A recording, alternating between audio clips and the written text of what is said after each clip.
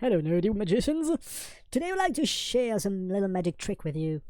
You know, sometimes the characters behind the wall, but you want the player to see them. So, there is a very secret magic trick for that. And I'm using it in Lovely Traps Dungeon, so let's see how I'm using it. Love this.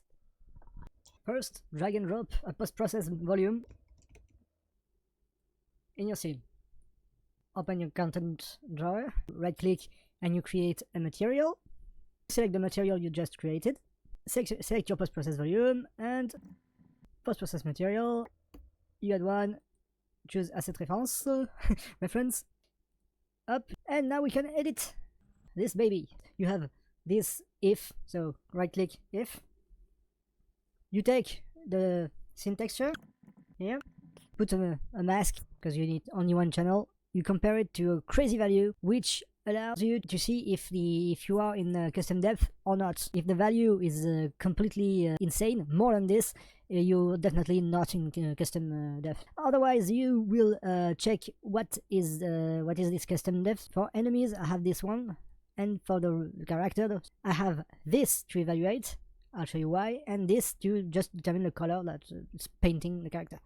I don't want it to be shown all the time, so because if you just put the color here, it will paint the character all the time. I want it to be displayed only when the character is hidden, so I use this.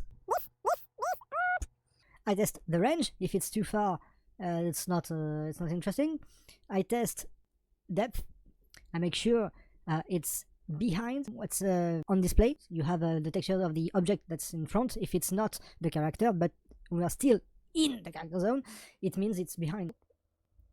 Now, the character's color. Oh, there is this function now in Unreal. Basically, it's just this. Huh? You're just comparing the stencil.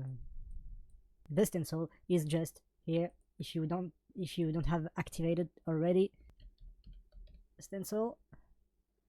Enable with stencil here. Custom depth. Stencil pass. Enable with stencil. And now you can give a stencil to any object. Take.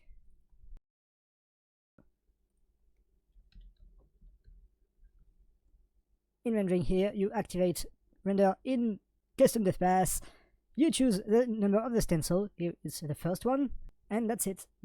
From now on, if you play, see the character, when an element is not blocking the camera and the character gets hidden, no problem, it gets painted.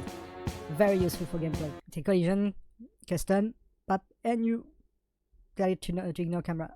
I hope it helped you. Bye bye.